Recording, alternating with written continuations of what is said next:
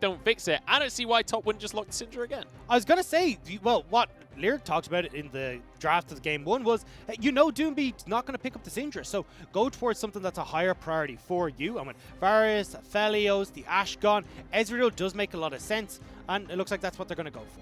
I just love how Jackie Love values this pick above literally everything else. I'm sure even if Aphelios was open, actually, he probably would still pick the Ezreal. He just feels so much comfort on this champion. Doesn't matter if he needs to give up laning phase, but that actually might even be a strength for them because it gives Karsa a very clear area to play around and just gives him a very smooth direction forward. On the other side of the board, it's a similar story with LWX and Kai'Sa as well, right? The guy loves the pick. He's played it a bunch this split, but he's played it a ton over the course of his career. This will be another lock-in for him. And, I mean, the Nautilus is available. It's what we often see alongside the Kai'Sa, but Crisp actually looked pretty good on the Leona. I don't think Crisp was by any means the issue for FPX last game. It's surprising to me that they would want to blind it here, though, because obviously it's not great into, like, just a first pick Ezreal since he has so much mobility. And even opening yourself up to potential support options, things like Bard that could just leave lane and so on and so forth. I do agree. I think what this says, though, is that FPX are super high priority on we want Tien in the counter pick jungle. Because usually you would go towards a jungle pick here to pair with your AD carry, but having Tien on this comfort where he can go, look, I'm going to take over against Karsa seems like much high priority for FPX right now. The one slight issue with that plan, though, the fly in the ointment, is Top could just lock it as support here and just not go for a jungler, leave jungler until second rotation. It does allow for bans, though. Yeah, I was going to say they could even just take the Braum once again. Obviously, Braum does give a neutral lane up against the Leona, and then you just feel fine in that 2v2. You play for later game skirmishes and team fights. That's exactly what they do. Top Esports just saying, if it ain't broke, don't fix it. Let's just do the exact same thing as game number 1. It worked, so why not, right? I mean, it makes sense here. And I mean, Lyric touched on in game number 1, the Braum does so well in that bottom lane. Now you've got some great disengage for what is going to be another dive comp. When you see something like a Kai'Sa and you see the Leona, you already know that they're going to want to go aggressive again in your face. So having this Braum to disrupt all that goodness is going to go great for Top Esports. The thing I'm just confused about is where how are FPX going to change up their comp to actually function into what TES have picked, especially with doing Beast Champion Pool, because things that can come to mind are Rumble doesn't do great into the Syndra and obviously isn't great up against the kind of long-range siege that TES are setting up. You do have things like the Sylas, which also struggles. I mean, I was about to say the Galio, but literally as it crossed my mind, it's immediately banned away by Top Esports. So you can see Top are just going to play around exactly what you're talking about here. Do they go back towards, because you could, as Top Esports, ban away the Karma here, maybe they go back towards a very similar style. The Lulu is also something that he's played quite a bit, and it could just be all in on the likes of this Kai'Sa and trying to set LWX up in these fights. You actually could just go towards the Orianna, actually, right? It is True. Pretty much a 50-50 matchup into the Syndra. Syndra will have pressure and priority early in the lane, but it will also set up for Duinby to be a big carry in those later game teamfights. You have 2 ball delivery systems on your team as well. 3 if we actually count LWX, but that one doesn't seem that such a great option. I don't know. He pretty much went 1v4 at one point in the last game, so I could believe that they could use that. But the Karma is open. Duinby went for it in the last game. They're actually going to go for the Rumble instead. I thought the laughter was just like hovering the Rumble, but no. The thing is, even though it might be weird, like holistically in their comp, we've already set up that they're going to have early pressure and push like they did last game. You're going to have early push from the Rumble, so you could potentially just set up early dives like they tried to do against RNG. We've seen it time and time again from FPX. And if there's one thing that's always true in the LPL is comfort is king when it comes to the draft actor. Yeah, and I think that's what FPX are going for. As we said, look, go back to the style that has worked for them before. The Renekton in the top lane, though, for 3-6-9. Basically, look, this Renekton's going to be enabled somehow because everyone in FPX is going to want to jump in and get close and melee. So having this Renekton is just going to be able to do so much work against FPX. Yeah, it's going to be really interesting to see what Khan goes here. But oh, God. This is something Khan's also played before. He's played it one game this split and obviously fits that historic play style of how people know Khan, of really just wanting to dominate the top lane. So FPX opening up another potential win condition for their comp, but it kind of is contradicting how the other 4 want to play. Yeah, that's what I was going to say, is that, look, you've already got, like, a short-range AD carry, you've got people that want to go in, get aggressive and dive, but that's not how this Quinn wants to play. She wants to be off in a side lane, she wants to be one-on-one against Renekton. So now you're kind of leaving yourself a little bit exposed where you don't really have a big enough engage tool. Well, Leona kind of fits it, but not enough of an engage for FPX to go full dive here, and you end up in this weird area. It feels a little similar to game number 1, right? Where we had this Camille that wants to be in the side lane, but realistically had to be over with the rest of the team. It is different because Camille can at least be another function in that diving composition, get on the AD carry, to where Quinn, I mean, you're going to fly in as a bird, and I don't really know what you do past that. You just spam laugh or something, but yeah, he's pretty much going to be pure side lane or pure pick. We'll have to see how Khan is going to be able to pull this one out of his hat. We know how strong of a player Khan is on these side lane picks. It's just how well FPX as a whole are going to be able to play around the Quinn in the top lane. Khan's got his counter pick in this top lane matchup, but it was 369 that won out that head-to-head last time around. As we head towards game number 2 here, keep your eyes on that mid lane once more. It's Knight versus Doinby, both on signature picks in the Syndra versus the Rumble.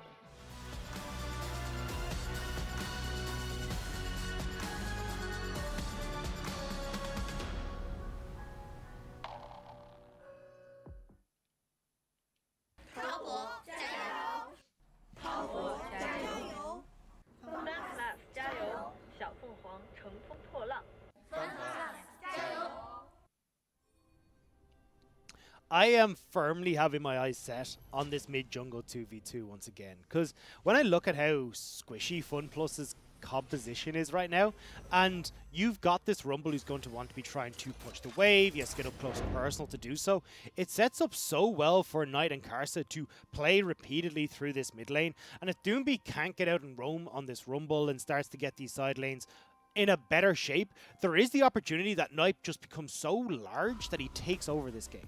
Yeah, I definitely think the mid-jungle 2v2 favors TS early on. Very easy for Karsa to even just look for a level 2 gank, throw the pillar up, maybe set up a scatter of the week, and then Rumble now has to blow flash. He no longer can push anymore, and you're pretty much waiting till you're an ult bot and playing for the 4v4 skirmishes. Top Esports maybe will make a level 1 play here as Karsa steps forward alongside you, Yanja. Bear in mind, Braum exceptionally strong at level 1. Crisp going to be slowed. Concussive blows force the flash out of Crisp. Very nice late invade coming out from Top Esports. And it means that now Top Esports are more than likely going to split this map. So going to be having Karsa play down towards his bottom side, which really sucks for 369 in this pretty terrible matchup, but maybe a play coming through here. Karsa is just going to walk straight at Tian. Crisp is going to be here, but Tian might have to flash as well. Oh, Karsa's going to follow for this one. The smites come on through, but Karsa can't quite close the gap. Doinby's here to protect his jungler, but Crisp, he doesn't have a flash this time around. He's going to be in so much trouble. Karsa doesn't have any damage, though. Crisp, yes. What is going on this game already? The thing here, though, is, look, you've already forced Tian out. You've forced Crisp to recall once again. He's going to be super late to lane. So here, you're going to make a play bot side. Hang on, LWX is going to be forced to flash as well. That is 3 flashes burnt already for FPX. Yeah, this is so massive. We were already setting up. Oh my god. We were already setting up how you look at their comp and the way realistically he wants to play is probably getting the early prio and bot, setting up for Doinby to make these repeated roams. Then especially that level 6 point when you have that equalizer trying to get off a full-blown dive or even just a fight for Dragon. So Jordan, as a coach, how would you feel? Is this the point where you go reset the scrims? It's like, this one's already over. Because it feels like you've set yourself so far behind. Flash is burnt on LWX and Crisp. The bottom lane plays that we were talking about, you can't really go for. Tien as well has been set super far behind. He no longer controls the pace of this jungle. This is the part of the scrim where you pause and you ask the enemy team, hey, do you want to play this out? Because if they want to play it out, you go for it. But if not, you're just thinking, oh god. There's no hope, boys. There's no hope. It doesn't feel good. Like, just for context as well, like Top Esports, it's not a big gold lead or anything like that. It's now a lot of pressure on them as well to use these windows that they found with the flashes. 369 will not find many windows at all this game, though, because let's bear in mind, this Renekton versus Quinn really sucks for Renekton. It does, but the thing I feel like going back to your original point is I actually don't think TS have any pressure to look for any windows because their comp is going to do better the later the game goes, and sure, maybe once we get ultra late, the Kai'Sa is going to do extremely well, but they're going to have this strong mid-game window where they can just bully out FPX. I'd also like to see, I know this is super weird, but Karsa hand over this blue buff tonight. He's already got one himself, he doesn't need the mana. And having Knight with a blue buff here could just force Doomby to stay in this lane all the time because you're just consistently able to shove in and actually deal with Doomby's pressure. Yeah, and Doomby actually doing a really good job in this lane. It's, I'd say, pretty close to a skill matchup. It's obviously very dependent on if Syndra can hit her Qs on you. Rumble has a very easy time dealing with it with his shield and can just pretty much walk forward, ignore her, and clear the wave.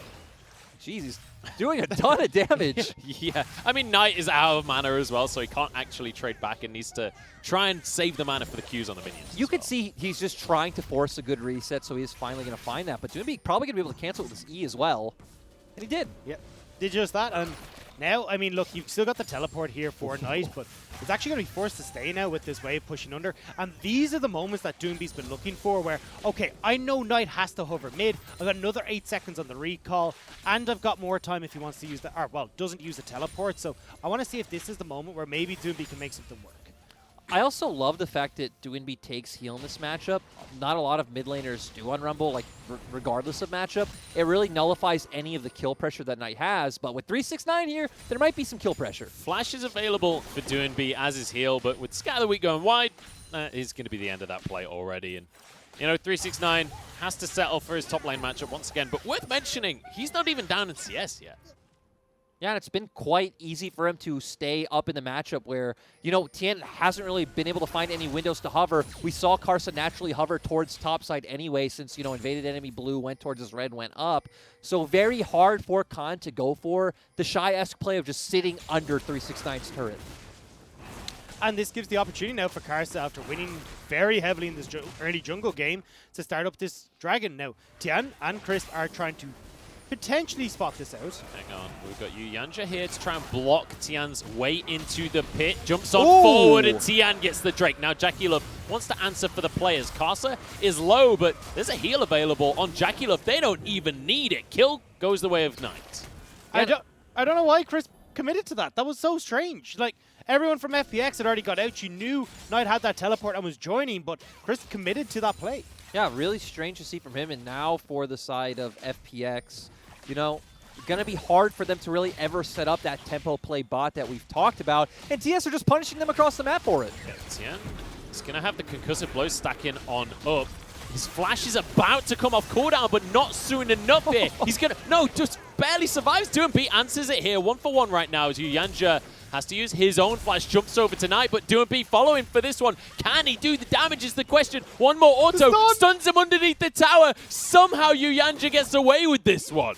I don't know how he managed that. Level 3 to level 6 is the Braum.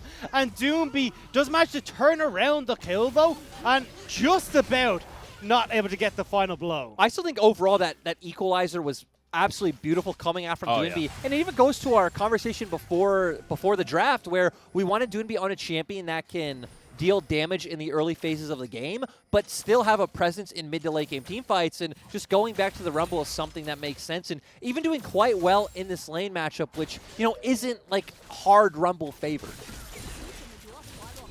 Got a bit of a trade going back and forth up in the top side. 369 has been doing a decent job in this matchup, though. When we've looked at Quinn matchups in the past against Renekton, like, this is meant to be a dominant, hard counter. 369 right now has stayed even in CS throughout this lane I phase. think it's absolutely amazing. We even look, he's not even sitting on something like a Bramble Vest or Ninja Tabbies like we've seen before. Just cloth armor, and is sitting even in CS. That's a massive win for Renekton in this matchup. At the start of the day, we were saying, hey, 369, he's in the conversation for best top laner in the league. With a performance like this against a hard counter, it's unarguable. And especially when you look towards, well, what do top esports need from 369? They want him in these fights. They want him to provide that big beefcake in the front line. The fact he's not falling behind and can still be relevant is amazing, especially with Rift Herald.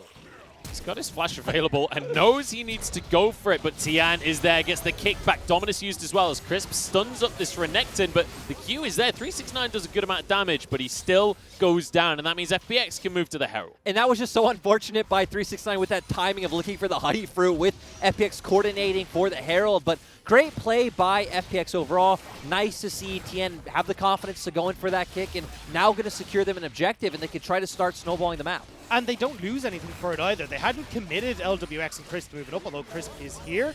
And it means that LWX is the one still free-firing in this bottom lane. Carso's trying to make a play here. He's got Knight moving over as well, and Crisp forced to flash once again. Carso, I think, realizing that he doesn't want to go too deep for this one. I was amazed he was even trying to make a play in the first place, but they get a flash. True shot barrage? Willis? Oh my goodness, it's so close! A millimeter makes the difference between Jackie getting a kill and not right there. That is insane. Yeah, and as we see back, this wave actually wasn't in a great place for Khan, but I guess you can't necessarily freeze out the Quinn regardless since you're a melee to a rage. Yeah, so it kind of just ends up worse. It's like you're under the tower every time you try to auto. It's like, yeah, cool, there goes a little bit more of my health bar, a little bit more. what I want to see is where FPX are going to use the Herald, because you actually have a strong argument for each of the lanes, right? You want to try and snowball this Quinn so he can start pulling out the Renekton. Kais is obviously going to be your main damage source of late game, but I actually think opening up the mid lane when you have the Rumble is probably the most valuable option. That's where I'd like to see Tien look. The only thing I'm worried about is that, like, our Knight has some great wave clear. Kars is super far ahead, and if you try and commit as just Tien and Doomby to that play, there's always the potential for a turnaround. So trying to unlock Doomby with the Rift Herald could end up actually maybe going a bit awry. It is worth mentioning that is exactly what FPX did in game number 1 of this series. They went straight towards the mid lane. But one thing that we have to bear in mind with the mid lane matchup now is Knight has been the benefactor of both of the kills Top Esports got so far this game. Certainly, yes, takes a huge chunk from Jackie there, but he's going to be accelerated in this matchup, and it's no longer just this skill matchup we were talking about between the two players when there's a kill on the board. Yep, the good thing for Doomby is we touched on the heal earlier, so he shouldn't feel too much pressure coming out from Knight just being able to destroy him in one combo with the combination of his W and his heal. We're actually seeing Tien go towards top, which probably means he's going to drop the Herald for Khan. There's no teleport available for Knight either, so he's not going to be able to help out. But 369 does a good job here reading that play. Look, Doomby's missing. Chances are they're going towards this top side with how far bot lane is pushed in, so I'm just going to get the hell out of here. Really nicely done here by 369, but also by FPX, who are going to find themselves the first tower of the game here. And like the differences between these teams are so minuscule, and 369 reading them perfectly. It will be traded for the Dragon on this bottom side, though, and the potential here with 3 members committed to the top, that maybe Top Esports can try and make a play bot side. But I like what Khan has done here is move across to help control this mid lane. So, oh, hang on. We've got Doomby tanking the tower right here. 369 is low, but Tien is going to maybe overcommit for this one. Equalizer finishes it, but it's 1-for-1, all things considered. And now Knight arriving on the scene. Doomby just about gets away from the stun. He took damage, though, I'm pretty sure, from Karsa, or from 369, sorry. It's going to be 2 kills for the Renekton. And overall, I think that's just a big mistake by Doomby mismanaging his heat bar, because had he not overheated, that would have been an easy equalizer drop, and then Tien and Doomby can get out scot-free. And now FPX can't save this bottom side either, because Knight does have his teleport up in just a few moments, and there's a potential play here, but it looks like Karsa actually going to back away. They're going to be happy instead with just a couple of these turret plates, so big win here and a big swing for Top Esports. It goes back to what we were saying as well. FPX are so often their own worst enemy. This was an FPX play that set 369 up for massive success. Yeah, now 369 potentially going to be able to have the big team fight emphasis that he did last game, just being able to get on top of the backline, open up with the Dominus, and then LWX and Doomby going to have nowhere to go. Impact. There was the word I was looking for. Team fight impact. That is a word. It is. And Impact does play Renekton, so makes a lot of sense. He does play League of Legends over in the NALCS. Sadly. Rest in peace. Maybe not sad for his bank account, but for World's hopes. Yeah, it's suboptimal in terms of roster positions. Anyway, let's move away from Impact. He's not in this game. And to be fair, Top Esports are the team that's going to win Worlds anyway, so it doesn't really matter when we look at the greater scheme and the grand scheme of the global League of Legends scene, because Top are looking pretty good, at least this game. And again, we're seeing 369 keeping up. Yes, he's fallen behind a little bit when it comes to CS off of the 2 plays that has gone his way, but he is still very relevant in this game, especially with the 2 kills that have gone his way. So now if Top Esports are able to draw FPX into these fights, when we've got, say, your next Rift Tower coming up, or when these Dragons start to go their way, they can continue to put pressure through these team fights. And look at the pressure they're putting on the bottom lane right now as Jackie is able to step on forward. Yuyanja clearing that vision. FPX answer in the top side of the map. They will be able to grab themselves a tier 2 tower right here. And I don't think Jackie will actually be able to finish the tower in the bottom lane. Oh, and seeing Knight TP in, looked like TS were going to look for a pick, but one thing I like is that FPX are actually setting up for their side lane Quinn this time, and now we're going to potentially be able to see Khan bully out in this matchup because he does have the Blade of the Rune King compared to no completed Black Cleaver coming out from 369. One nice thing, though, for top esports is JackeyLove gets that tower just before turret plates fall, which means he's going to get a whole heap of gold straight into his pocket. So at least this cloud has silver linings for top esports. The thing is as well, if you look towards that bottom side, the fact that top esports still have that bottom lane turret means that Khan's got a lot of structures on that bottom side to still try and work through. And when we start to get towards Baron and stuff, the fact that there's still these 3 turrets in the bottom lane is going to make it at least a little bit easier for top esports to make plays. And it's crazy to me, Dagda, that just like last game, sure, it might feel like FPX are in control of the map. TS are still up in gold, just like game 1 all over again. And did you see the turret plate gold right there? 720 went straight towards JackeyLove. We always talk about the Ezreal 2-item spike. He's already hit that point, and now, with Herald spawning, everybody from top moves towards that objective. And that's what they want to do. They want to find these fights. And especially when, I mean, if you remember the last time that we saw this Renekton Quinn matchup was LGD versus IG, whereas, excuse me, the Shy versus Longxing. And this matchup went completely differently. Now 369 around this objective with the teleport up as well can have a far greater impact. But FPX are looking to knock down those structures that we talked about in response to this Rift Tower play. It's also so interesting that we've just seen both teams continuously dodge each other, which I think made sense for TES before since they were trying to get JackeyLove in a place of prominence. But I'm really surprised that FPX don't want to contest, and instead now we're just kind of doing the reverse play of trying to get gold onto LWX. He is only sitting on 1.5 items, though. Knight is just walking under the tower because Yuyanja has made his way onto this play. Doomby with 2 stacks, but they're going to back away. They're happy to just take a flash and a heal right there. 369's RTP also got cancelled. Khan's doing a lot of damage right there onto Casa, but JackeyLove jumps on forward. He's straight on towards Khan, trying to finish off the carry, but Tian moves on in, gets onto the Ezreal, has kick available, but JackeyLove jumps on out of this one. So it's going to be 1 kill for Doombeat to start this one off. It's 369 getting into the fray and cuts down the Rumble straight towards the mid lane as top esports continue the play. Chinese Rumble coming in there, sounding real loud. But still, they're looking to try and keep this pressure forward because they know the Dragon's up. They need to try and find members of FPX. Just icing on the cake right there for Knight, grabbing a blue buff, and now straight on towards the Infernal Drake. And let's bear in mind, it's Infernals for the rest of the game, Lyric. Yeah, so going to be a really good option for TS to just snowball this game out, but I kind of have a feeling we're not going to get there once again. I mean, now TS feel firmly in control of this game despite gold still being even. I feel like pretty much any time we're set up for these big 5v5s, TS are at those item breakpoints where they're really strong, and we saw, sure, Khan was dealing a lot of single target DPS. I'm going to ignore Khan because FPX might go for the same dive they went for game 1. Yeah, it's not going to happen, especially against JackeyLove on an Ezreal. He's going to be completely safe. And he doesn't have any teammates nearby because right now they're chasing Khan around the map who's forced to flash over the wall. Still could have another scrap here as FPX at least posturing, but the thing is, as Lyric was saying, with these longer lanes now starting to open up, and there's the opportunity for top esports to just shove in these waves, prevent Khan from having too much of an impact because he's going to have to start his push from way back behind his outer structures. And as well, now with that flash burn, he has to be even more careful on how far forward he pushes. Just look at the leads that the solo lanes have for the side of top esports.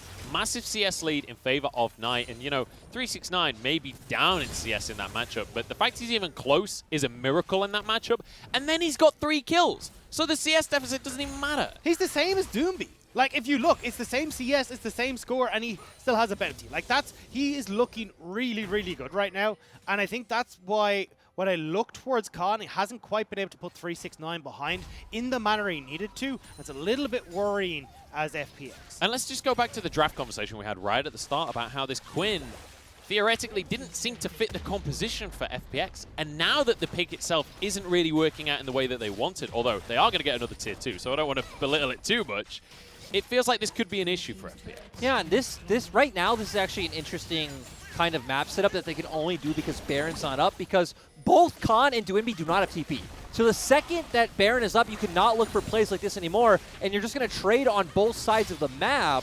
Hang on, they're looking for an inhib right here. This is insane from FPX as they just brute force their way into the base of top esports. This is not a good trade for TES. It's horrific as well because we talked about the way Top Esports were going to protect that bottom lane was through having 3 towers in the way of that inhibitor.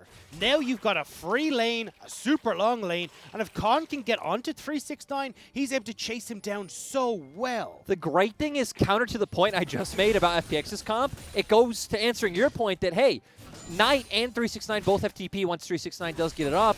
If Quinn does go to bot side, you can just commit 2 men from TS, pick off the Quinn, and FPX can't even force Baron because both your solo laners TP in, and you can win that fight as well. That's see if they can try and bait that out, I think is the big question then. Because you can still try and look for at least some picks on FPX's side. You've got Crisp who can try and set you up. Doomby's Equalizer as well can find these opportunities where maybe FPX can draw these big summoner spells out of Top Esports. So I do want to revisit the scoreboard a little bit here as Top Esports siege away in the mid lane, but I don't think this should turn into too much of a fight. Although Doomby's nearby. Khan on the side as well. Could look for a bit of a wombo combo here, but Crisp getting chunked out should mean that FPX want to back away from this one. LWX takes a massive blast from the True Shot Barrage.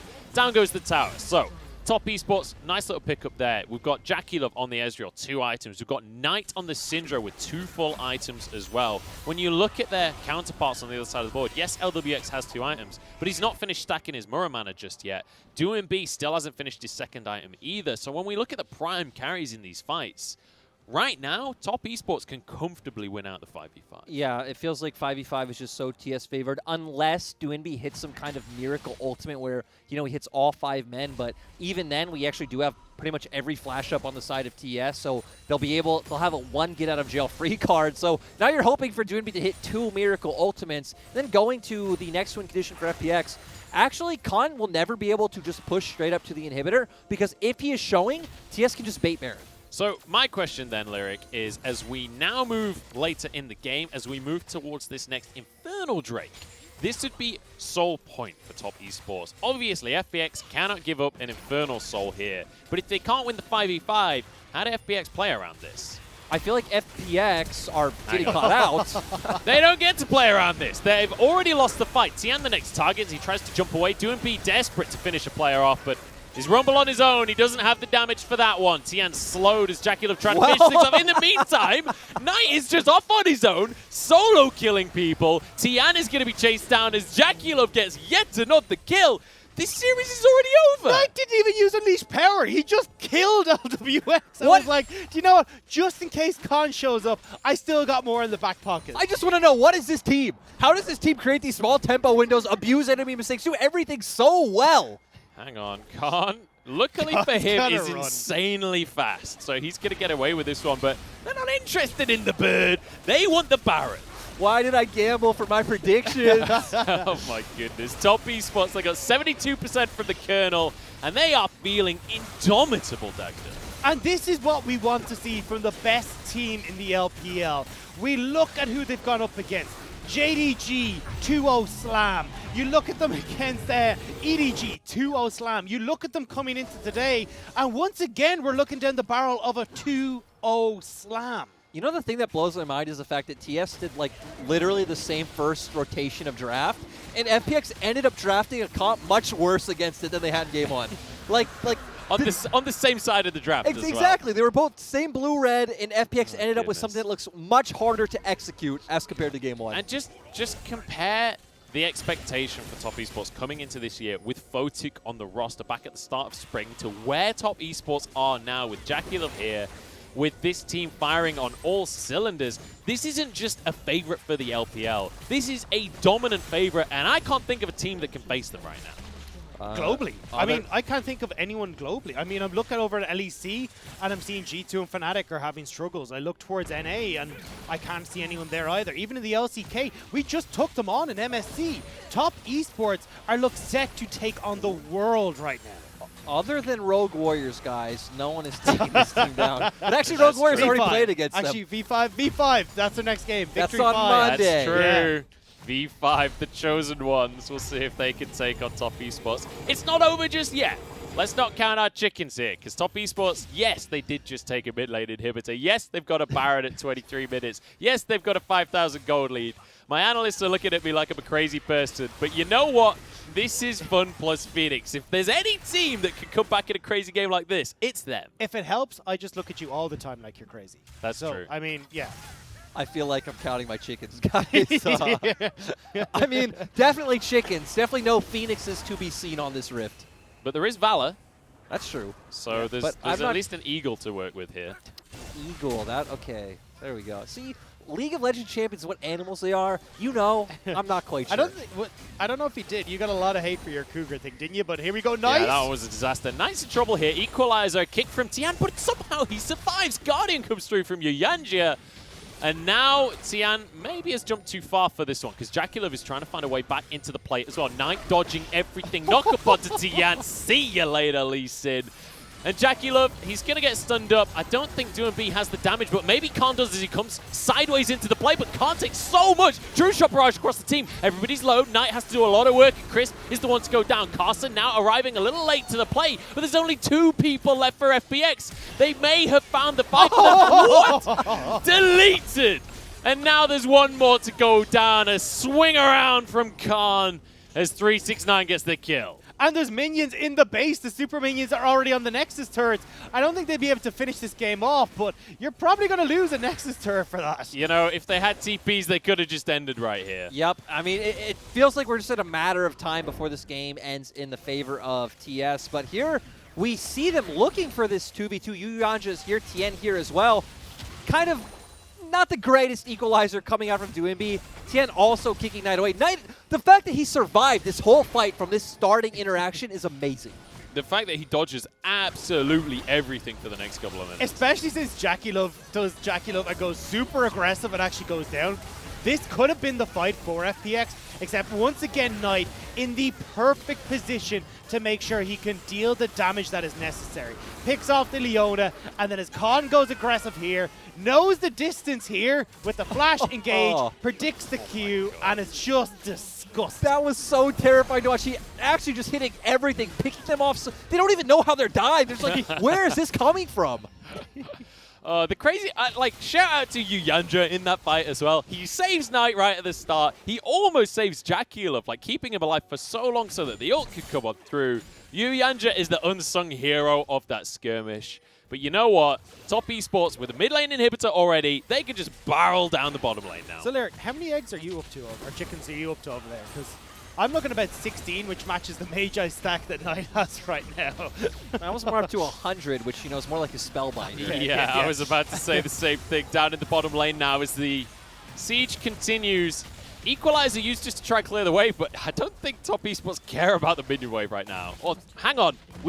Hang on. LWX went in. Don't cut away from that. He somehow survived. I'm actually just really surprised no one on TS is answering Khan because they both have TP up. They're probably just going to die before it ends. They're just going to try and end the game. I don't know how LWX Killer Instinct into everyone from top and got out with his life without using a summoner, but you know what? Who cares? They're into the fight once again. Tian the target, but he's got to stopwatch. Yuyanja flashes away to safety, but Tian will go down. Now straight towards Crisp, who flashes out with his own life, and Khan on the flank. Maybe this is the fight. It's DoinB burning people down on the front line, flashes himself to safety, and Jackulov still surviving. Crisp now has to tank up a lot of damage. LWX not really able to do enough just yet, and Knight comes up big once more. Can't. Slowed, doesn't have flash. One more Q, but they can't quite find the target. And Top Esports have to back away. They can go out and pick up that Inferno Dragon on the way out, though, putting themselves on Infernal Souls. So they do get a Nexus turret, they do get some of these inhibitors, but not quite able to finish out the game. I'm so interested to see how much of an annoyance Khan is going to be right here. We do see him flying in on the mini-map. 369 is low. They could find some picks here. This is how FPX could find their way back into the game. Castle going to get a pillar here. Jackulov's here, but LWX flies across the screen and finds himself a kill. Knight has insane damage. Jackulov finishes the kill, but he jumps straight on towards the rest of the equalizer. Jackulov goes down, and the Drake can't be taken. Well, the Drake can be taken for FPX, and that was so nice to see both from LWX and DoinB to finish it off, but Knight once again showing his mechanical prowess. Hang on, it's not over just yet. 369's here, so is Knight. Khan has to go huge. Tian jumps over towards DoinB. Equalizer's on cooldown, and Knight is not done just yet. Jumping forwards, trying to get in. They're just stopping everyone because the supers are in the base right now. but they can't stop the retreat right here. One more tower might just fall to the supers. Maybe. No, it survives. I don't know how much HP. 83 HP that tower survived. How did we end up in such a fiesta, guys? It's FPX versus top esports. You saw what game- did you expect? Game 1, Munchables. You saw game 1. Look, Yeah, but- I'm glad we're here. That's all I'm saying. This is what I needed to finish off my night with. Because my word, top esports are putting on a show against FPX. They can turn towards this barn whenever they want, and with super minions on the bottom side, and you've got no teleport on FPX, it just feels so easy to pull off. Just look at the scoreboard right now. Look at Knight, 6-0 and 5. He's got 10 CS per minute in this utterly chaotic game. Like, Knight is just unbelievable as a mid laner. It's just crazy to me that we see time and time again that any of these members can step up and like solo carry a game, right? We've literally seen it from pretty much everyone on this team. 369 great last game. Knight so amazing mechanically this game. And FPX though, gonna contest this one. Well, they're gonna need to. Oh my god, okay. Whoa. That is not a contest. That is a one-shot right there. Now top esports, they just got to dot the I's and cross the T's. Equalizer across the whole team, though. Good kick from Tian. And they get on tonight. He's shut down. LWX going massive in the fight. But there's the stun coming on through. Stopwatch keeps him alive for now, but Jackula finishes it off. Double kill for him as Doin B falls. It was a great start to the fight. They finished off Knight. They ruined his perfect game, but you know what? This is going to be top esports. And once again, Knight starting it off with that pick onto Quinn, leading to a beautiful team fight by TS to close out this game. He ruined the stacks though. There's no more Magi stacks. That was the important part. The Magi stacks are gone, but the Phoenix has been plucked here. Top esports repeat history from the MSC finals and take themselves a 2-0 over FPX. The thing that blows my mind is that these guys look so dominant against the top teams, and that's how you know that, like, even when they have bad games or drop to, like, OMG, it's like, well, you know, these guys aren't giving 200% every series, but, man, when they do